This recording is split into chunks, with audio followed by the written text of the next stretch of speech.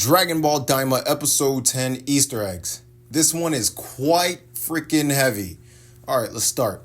The pin number for Goku's group was 1022, which is a gendarmerie pin number, obviously. Also, Kaioshin makes Goku's ears pointy, but he wasn't capable of doing that around anyone else. It probably wouldn't matter, I guess, since he was a wanted fugitive anyway. Piccolo says that Dende being a baby means the Dragon Balls will be useless, but how does this make sense? Maybe it's because Dende used his magic to change them as a young child rather than as a baby. Or maybe it's because the Dragon Balls are inert after what Goma had used them and stuff. It appears Vegeta's already getting used to the thick air of the Demon Realm as he casually floats around in the ship when Hybius was spitting game at Bulma. Maybe the inside of the ship can somehow resist the thick air, or all the training on the temple did all that for him.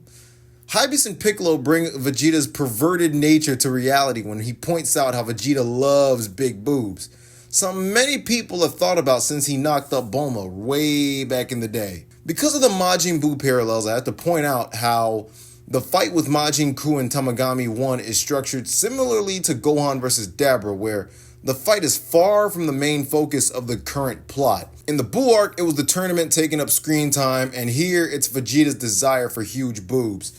The second demon world looks a lot like Namek, or the Kaioshin world, with all its moons and green skies. Makes sense because both beings inhabit this world.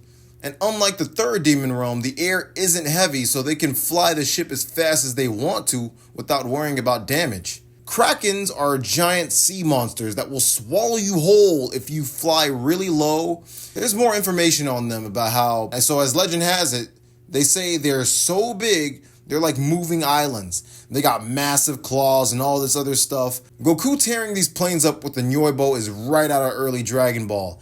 Anytime the Red Ribbon Army aircraft was in the sky with Goku around, it was a death sentence. Remember when Goku squeezed his face on the plane in DBS Broly, or even with Baby in GT? Well, boom, here's Daima's version. I want to point out how Goma watching his plans explode in his face reminds me of Commander Red and Degetsu as Black, like kind of in those roles. Or even like Frieza on Namek when his men like all died and then he brought in the reinforcements and then they all died. Goku and Pansy ends up in the Kraken's mouth. Okay, time for the count. Goku has been inside Bouillon. Goku has been inside Piccolo's mouth, Majin Buu, the giant from planet Monmouth in GT, the dinosaur from the Stretch Planet in GT, and his most recent offense was with this Kraken in Daima. Even the Dragon Ball almost got lost in that monster.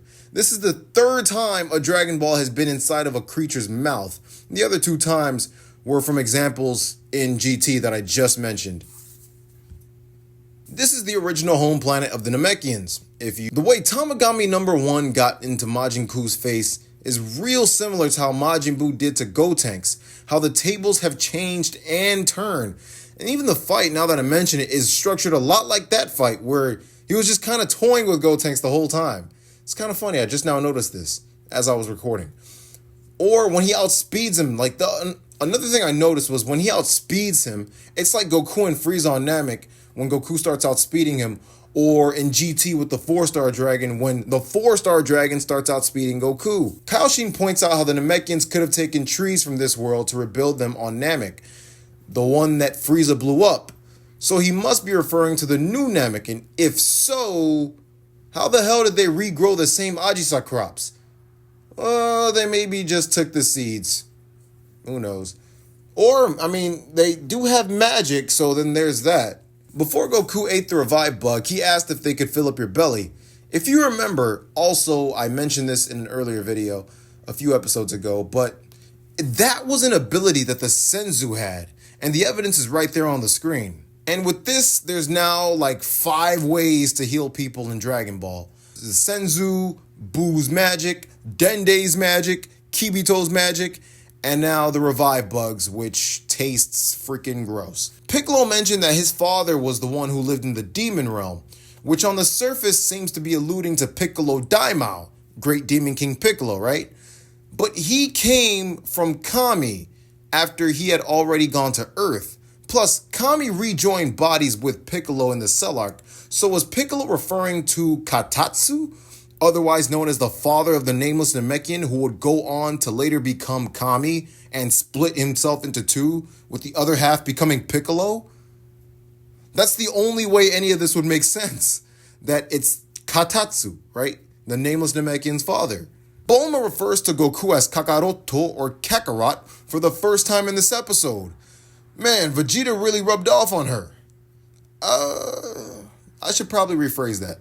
Majin Buu loses the fight and runs to Arinsu, and they take off. If he pulled this crap with Vegeta, well, he'd be dead. Arinsu is disappointed in Majin Buu and fires him, but no worries. He's a good singer and pretty fast and good for shopping. So in other words, he's a pussy. The Namekians of the Demon Realm were treated like slaves, so they left the Demon Realm to be slaughtered by space terrorists. Kaioshin drops his backstory and it goes like this. The good Supreme Demon King of his time sought to expand the Demon Realm. He ordered the powerful Super Majin RYMUS, as they said, to create the universe. RYMUS' name pun, which I got from Herms, is apparently an anagram of the Dragon Quest monster known as Slime, right? Which is, in Japanese, pronounced Suraimu. So when you mix up the words, you get Raimusu, right? And I mean, he resembles Zeno, but also resembles these slimes as well. Herms also states that it could come from the fruit lime. So you got that as well, which are still the highest authority in the universe. What does this mean for Zeno? Who knows at this point? Various universes were created and Majins began moving to these universes that were created. And RYMUS selected a few of the Gleans to be Kaioshin to monitor these universes. Then he freaking debunks the theory that I had of science being from the Demon Realm by saying that they and the Earthlings were born after the universe was created. Yikes. I posted that video a week ago and I'm just going to keep it up. Many Glean's ancestors moved to the planets near RYMUS. The warps were used freely to travel between realms. Abradabra's father feared the threat of beings from the outside, kind of like Frieza fearing, the threat of science, so he limited the use of the warps. Many of the Gleans revolted against this and escaped. Shin, however, was still in the Demon Realm, but only after he was chosen as a Kaioshin was when he left. All the Glean trees died, which led to the Glean's emigration from the Demon Realm, which makes them an endangered species. That whole dump of his backstory was the biggest part, if not one of the biggest parts of this video. But that's all for episode 10 Easter eggs, lore, and all that stuff. So come back for the review, and with all the stuff they dropped this week, I'm going to have some questions to answer later on. So y'all stay tuned for more of my videos this coming week. I'll see y'all in the next one.